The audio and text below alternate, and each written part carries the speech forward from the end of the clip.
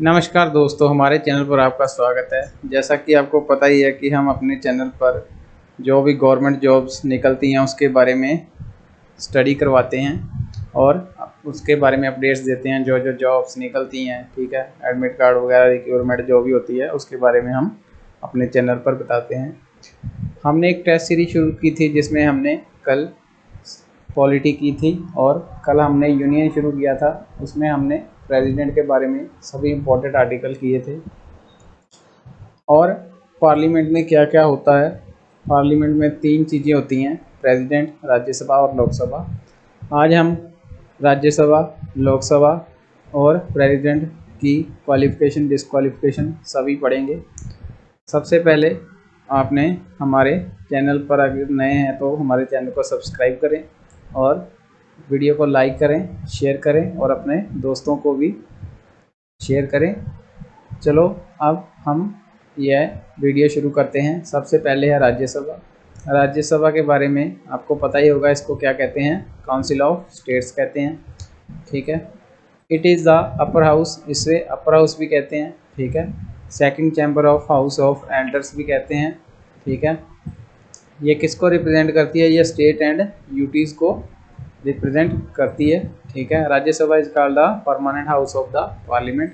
इसे permanent house भी कहा जाता है। यह कभी भी डिसॉल्व नहीं हो सकती। यह इंपॉर्टेंट क्वेश्चन बन सकता है कि आपके पेपर में क्वेश्चन आ सकता है कि वह कौन सा हाउस है जो कभी भी डिसॉल्व नहीं हो सकता, तो वो है राज्यसभा, ठीक है। राज्यसभा क्या होती है? यह 4th जो शेड्यूल है उससे डील करती है, जिसमें allocation of seats in the Rajya Sabha to the states and UT में बारे में बताया गया है कि स्टेट और यूटी में से जो कि सीट्स हैं वो ली जाती हैं। कंपोजिशन यानी कि उसकी स्ट्रेंथ कितनी है, लोकसभा की मैक्सिमम स्ट्रेंथ कितनी है, 250 है। लेकिन इसमें कौन कौन से होते हैं? जैसे 230 मेंबर्स होते हैं जो कि इलेक्टेड किए जाते हैं स्टेट्स और यूटी में से, और 12 जो होते हैं वो प्रेसिडेंट नॉमिनेट करता है। करंट स्ट्रेंथ की बात करें तो 245 है, ठीक है, अभी हाल ही में। और 229 मेंबर हैं जो वो स्टेट्स के द्वारा हैं, और जो 4 मेंबर्स आ रहे हैं वो यूटी से हैं, और 12 जो है वो नॉमिनेटेड बाय प्रेसिडेंट है, ठीक है। उसके बाद बात करते हैं इलेक्शन ऑफ रिप्रेजेंटेटिव, ठीक है। इलेक्शन इसके कैसे होते हैं, कौन करवाता है? Member of state legislative assemblies इसके इलेक्शन करवाती है, ठीक है। ये कौन से होते हैं? Rajya Sabha are indirectly elected by members, ठीक है। यूटी में से होते हैं जो राज्यसभा के, वो इनडायरेक्टली इलेक्टेड होते हैं, ठीक है। Specially constituted for the purpose के लिए इनको किया जाता है। Only 3 UT Delhi, Puducherry and J&K have represented in Rajya Sabha, ठीक है। 3 जो यूटीज़ हैं यही रिप्रेजेंटेशन होती है इनकी राज्यसभा में, बाकी की नहीं होती, ठीक है, क्योंकि बाकी में इतनी पॉपुलेशन नहीं है। The members nominated by the president are those whose have special knowledge of particle experience. जो प्रेसिडेंट के द्वारा नॉमिनेटेड किए जाते हैं उनकी प्रेसिडेंट और उनकी प्रैक्टिकल एक्सपीरियंस उनको होना चाहिए किस किस फील्ड का, आर्ट का, लिटरेचर का, साइंस का और सोशल सर्विसेज का उनको होना चाहिए। उसके बाद बात करते हैं फंक्शंस क्या होते हैं राज्यसभा के। Rajya Sabha has the important role of reviewing और altering the laws initiated by the Lok Sabha. Lok Sabha जो भी लॉज वगैरह बनाती है उसको रिव्यू करती है राज्यसभा, ठीक है। उसके बाद क्या करती है? It is also initiate legislation as a bill request to pass through the Rajya Sabha in order to become a law। जब भी कोई भी कानून बनाया जाता है तो बिल को पास करवाना पड़ता है, कहाँ से? राज्यसभा से। उसके बाद इसके पास कौन कौन सी पावर होती हैं, ठीक है। The Rajya Sabha provide representation to the states there any matter of fact of the state must be refer to consent and approval. जब भी स्टेट के रिगार्डिंग कोई भी मैटर होता है, ठीक है, या कि कोई लॉ बनाना हो या कुछ भी स्टेट्स में करना हो, तो राज्यसभा में बिल पास किया जाता है और राज्यसभा उसको अप्रूवल देती है, ठीक है। उसके बाद if the union parliament wishes to remove transfer a matter from a state, कोई भी मैटर है जो स्टेट लिस्ट से ट्रांसफ़र करना हो या रिमूव करना हो तो किसका अप्रूवल नेसेसरी है, वो राज्यसभा का अप्रूवल नेसेसरी है। ये था सभी राज्यसभा के बारे में। अब बात करते हैं लोकसभा के बारे में। ठीक है, लोकसभा को क्या कहते हैं? House of people. नाम से ही क्लियर है, लोकसभा लोगों की सभा यानी कि हाउस ऑफ पीपल। इसे लोअर हाउस भी कहते हैं। यह फर्स्ट चैम्बर होता है। ठीक है, जो राज्यसभा होती है वो सेकंड चैम्बर होता है। कंपोजिशन कितनी है? फिक्स्ड, यानी कि मैक्सिमम स्ट्रेंथ है 550। ठीक है, आउट ऑफ विच 530 यानी कि 530 जो मेंबर्स हैं वो कहाँ से होते हैं? स्टेट से, और 20 ऑफ कहाँ से होते हैं? यूटी से। ठीक है, करंट स्ट्रेंथ कितनी है? 543 है। ठीक है, जिनमें से 530 मेंबर्स स्टेट्स के हैं और 13 मेंबर हैं वो यूटी से हैं। ठीक है, earlier the president also nominated 2 members from the Anglo Indian. ठीक है, पहले जो राष्ट्रपति था वो 2 एंग्लो इंडियन को 95th अमेंडमेंट एक्ट 2009 के रिगार्डिंग ऐड करता था, लेकिन यह कब तक थी? यह 2020 तक ही था, लेकिन अब यह रिमूव हो चुका है। ठीक है, इलेक्शन ऑफ रिप्रेजेंटेटिव, इसके इलेक्शन कैसे होते हैं? States are directly elected by the people from the territory constituents of the states. ठीक है, डायरेक्ट इलेक्शन होते हैं। ठीक है, उसके बाद बाय द यूनियन यूटी में से direct election to the house to the people act 1965 के अकॉर्डिंग इसमें डायरेक्ट इलेक्शन होते हैं मेंबर चूज़ करने के लिए। इसके फंक्शंस क्या क्या होते हैं? Most powerful function is the कि जो भी वर्क, ठीक है, इम्प्लीमेंट होना होता है लॉ के रिगार्डिंग, वो कौन बनाती है? वो लोकसभा ही बनाती है। ठीक है, उसके बाद पावर्स की बात करते हैं तो डिसीजन, जो भी जॉइंट सिटिंग पास करनी हो उस पर डिसीजन कौन लेता है? वो भी लोकसभा लेती है। उसके बाद मनी मैटर, यानी कि जो भी आपने ये भी याद रखना है, मनी बिल, ठीक है, किस हाउस में ही पास होता है? सिर्फ वो लोकसभा में ही होता है। ठीक है, बजट पास करती है ये लोकसभा और लॉ बनाती है राज्यसभा, इसको रिजेक्ट नहीं कर सकती। ठीक है, मनी के रिगार्डिंग कोई भी जो भी लोकसभा ने पास किया हो उसको राज्यसभा नहीं कर सकती, डिसॉल्व यहाँ रिजेक्ट नहीं कर सकती। उसके बाद Rajya Sabha can only delay 14 days और suggest changes in it. Rajya Sabha केवल ये 14 डेज तक डिले कर सकती है और इसको होल्ड करके रख सकती है और उसमें कुछ चेंजेस करने के लिए सजेस्ट कर सकती है, उसके ज़्यादा और कुछ नहीं कर सकती। उसके बाद power over council of ministers, the Lok Sabha control the council of ministers. Lok Sabha council of ministers को भी कंट्रोल करती है। ठीक है, राज्यसभा के पास यह पावर नहीं होती। आगे बात करते हैं प्रेसिडेंट के बारे में। प्रेसिडेंट के बारे में हमने कल भी पढ़ा था, लेकिन आज फिर से हम रिवाइज कर लेते हैं। President of India is not a member of either of the houses and does not sit the parliament. ठीक है, किसी भी हाउस का मेंबर नहीं होता जो प्रेसिडेंट होता है, और वो किसी भी पार्लियामेंट में बैठ नहीं सकता। ठीक है, कोई भी मीटिंग अटेंड नहीं कर सकता।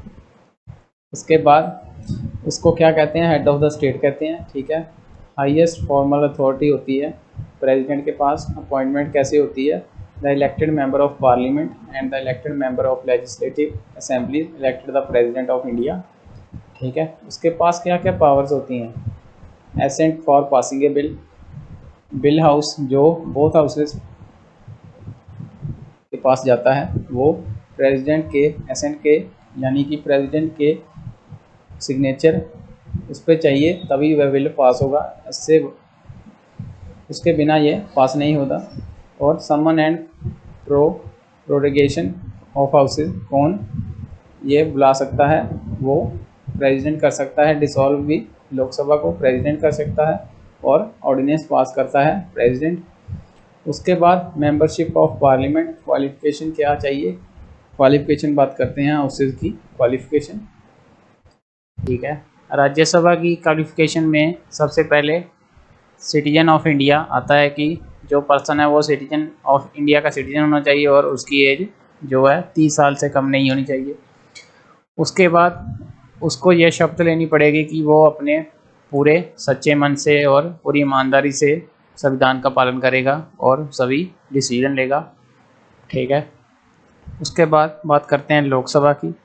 तो लोकसभा में आता है कि 25 साल से एज कम नहीं होनी चाहिए, ठीक है। उसको ओथ लेनी पड़ेगी कि वो भी पूरी ईमानदारी से कॉन्स्टिट्यूशन का पालन करेगा, ठीक है।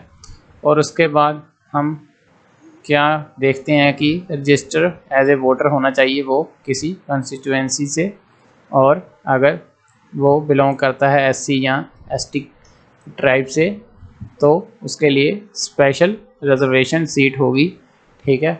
उसके बाद डिस्क्वालिफिकेशन की बात करते हैं। सबसे पहले कॉन्स्टिट्यूशनल ग्राउंड पर क्या क्या टॉपिक बन सकते हैं जिससे उसको डिस्क्वालीफाई किया जा सकता है। सबसे पहले है कि अगर उसने कोई office of profit under the government और स्टेट के बिहाफ पर वो कोई जॉब कर रहा है या गवर्नमेंट जॉब कर रहा है तो वो नहीं होना चाहिए, ठीक है। अनसाउंड माइंड नहीं होना चाहिए, यानी कि अपनी चलाए बाकियों की ना सुने, ऐसा नहीं होना चाहिए। उसके बाद अगर इंडिया का सिटीजन नहीं है तब भी वो डिस्क्वालीफाई कर दिया जाएगा। अगर वो संविधान का या पार्लियामेंट के लॉज का पालन नहीं करता तो तभी उसे डिस्क्वालीफाई कर दिया जाएगा। अब बात करते हैं स्टैच्यूटरी ग्राउंड पर क्या क्या हो सकता है। अगर वो करप्ट या किसी गलत तरीके से इलेक्शन जीता है तो भी उसे डिस्क्वालीफाई कर दिया जाएगा। उसके बाद अगर 2 या 2 से अधिक सालों के लिए वो जेल में गया है तो भी उसे डिस्क्वालीफाई कर दिया जाएगा। उसके बाद उसने किसी गवर्नमेंट सर्विस में करप्शन उसके अंडर करप्शन के अंडर उसने काम किया है, ठीक है।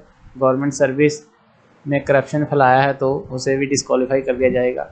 उसके बाद उससे रिश्वत ली है किसी से तो भी उसे डिस्क्वालीफाई कर दिया जाएगा। और अगर वो क्राइम्स, अनटचेबिलिटी, डाउरी या सती जैसे क्राइम्स के बिहाफ में रहता है या उसको समर्थन करता है तभी उसे डिस्क्वालीफाई कर दिया जाएगा। उसके बाद बात करते हैं टेन्योर की, ठीक है। राज्यसभा का टेन्योर कितना होता है, वो 6 ईयर तक होता है, पर जो 1/3 ऑफ इट्स मेंबर है एवरी 2 ईयर में रिटायर होते हैं, ठीक है। उसके बाद लोकसभा की बात करते हैं तो इसका टर्म है 5 साल का होता है, 5 ईयर का। और ठीक है, जो काउंसिल ऑफ मिनिस्टर हैं, ठीक है, अगर वो एडवाइस करे प्रेसिडेंट को तो एक्सपायरी से पहले ही इसको डिसॉल्व किया जा सकता है, ठीक है।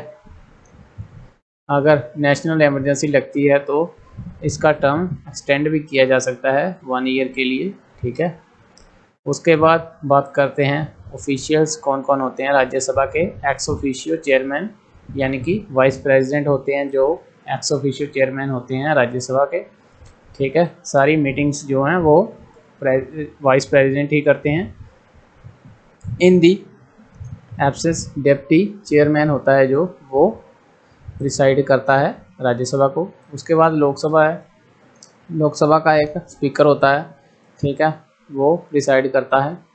और इसका भी डिप्टी स्पीकर होता है अगर स्पीकर एब्सेंट है तो। और इसमें मेन बात है कि लोकसभा के स्पीकर को कौन इलेक्ट करता है, तो मेंबर ऑफ लोकसभा। उसके बाद पावर्स की बात करते हैं, पावर और फंक्शन की। पार्लियामेंट के पास क्या क्या फंक्शन है। सबसे पहले लेजिस्लेटिव फंक्शन क्या क्या कौन कौन से हैं कि यह लॉ बना सकता है, ठीक है, यूनियन लिस्ट, स्टेट लिस्ट ते कंकरेंट लिस्ट, ठीक है, इन तीनों के अंडर। उसके बाद यह फाइनेंशियल फंक्शन कौन से हैं, custodian of the public money का यह कस्टोडियन होता है, ठीक है। The government can neither impose any tax और nor the money without of the approval of the parliament. Government किसी भी, ठीक है, चीज़ पर या कोई भी टैक्स नहीं लगा सकती जब तक पार्लियामेंट की अप्रूवल नहीं होती। उसके बाद बजट को अप्रूव कौन करता है, पार्लियामेंट ही करता है। इलेक्टोरल फंक्शन कौन कौन से हैं कि इलेक्शन वगैरह प्रेसिडेंट के, वाइस प्रेसिडेंट के, डिप्टी चेयरमैन, राज्यसभा के सभी, ठीक है, इसमें आते हैं। पावर ऑफ रिमूवल किसके पास है, तो वो पार्लियामेंट के पास है पावर ऑफ रिमूवल। और रिमूव द प्रेसिडेंट बाय जज of the supreme court, high court through impeachment और वायलेशन ऑफ द कॉन्स्टिट्यूशन के अंतर्गत इनको रिमूव किया जाता है। उसके बाद पावर ओवर एग्जीक्यूटिव, ठीक है, यानी कि जो भी लॉज वगैरह बनाते हैं, क्वेश्चन आवर होता है, जीरो आवर होता है, वो सारा किस में होता है, वो सारियाँ इसकी पावर्स हैं। आज की वीडियो में हमने देखा कि यूनियन में कौन कौन से पार्ट्स आते हैं और पार्लियामेंट में जो 3 पार्ट्स होते हैं, प्रेसिडेंट, राज्यसभा, लोकसभा, उसके बारे में डिटेल में हमने डिस्कस किया। इससे ज़्यादा क्वेश्चन और एग्ज़ाम में नहीं आता है, ये बहुत ज़्यादा इम्पोर्टेंट क्वेश्चंस हैं, ठीक है। इसको ध्यान में रखना कि अभी कितने मेंबर्स हैं, ठीक है, कितने कितने पोस्ट हैं, कौन कौन सा इनका चेयरमैन होता है, ठीक है, कौन कौन से इलेक्शंस होते हैं, ठीक है। आगे भी हम बात करेंगे कल प्राइम मिनिस्टर के बारे में और गवर्नर के बारे में। ऐसी वीडियोस देखने के लिए हमारे चैनल को सब्सक्राइब करें और डिटेल में पॉलिटी पढ़ने के लिए हमारे प्लेलिस्ट भी देखें। धन्यवाद।